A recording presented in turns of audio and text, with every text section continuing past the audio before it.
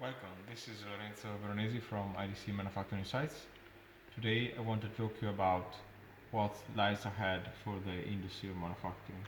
So we need to think about the concept of long game.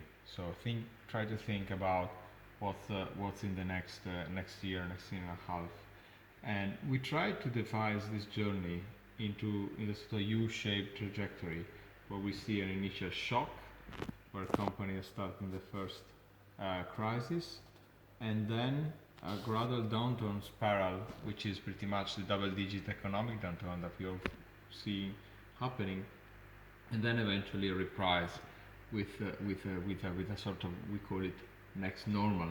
Why? Because we think that the other side of this U shape is going to be very significant, different from the one that we were used to.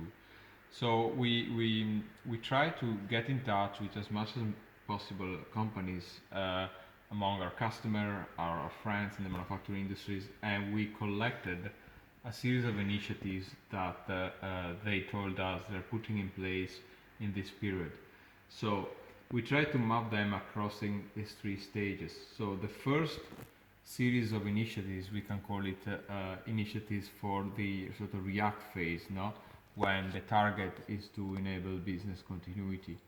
These initiatives are already been in place in many companies, for example, do the assessment of the supply risk, enabling and fostering work from home and decentralized work environments, as well as, for example, making all the necessary cash flow modeling to assess the financial availability of one's business.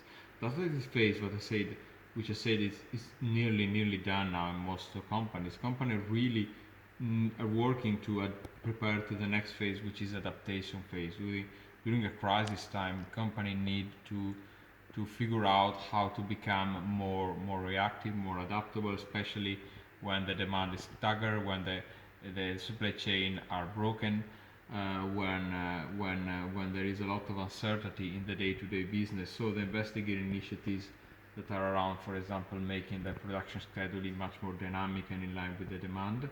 So also working on assessing the demand by having real-time intelligence, as well as evaluating the product portfolio, understanding which product can be more relevant in which situation, in which time, in which market, as well as, for example, working more closely with the partners and business partners and creating collaborative B2B networks, as well as other initiatives, for example, sensorization and automation, making the processes more automated and more digital. And this is very important because this prepares for the next phase, which I said is the next more normal, and this is really about transformation.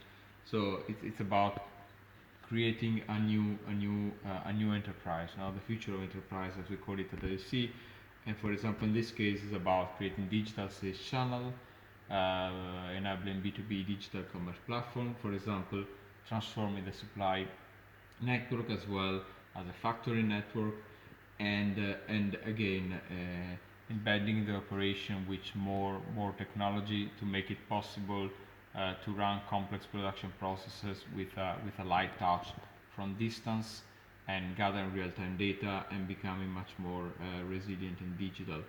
And again, this is just a blueprint. Every company in different industry will have different strategies, but I think this is quite an extensive summary, and we're really eager to see, keep monitoring the market to see how this moves ahead. Thank you.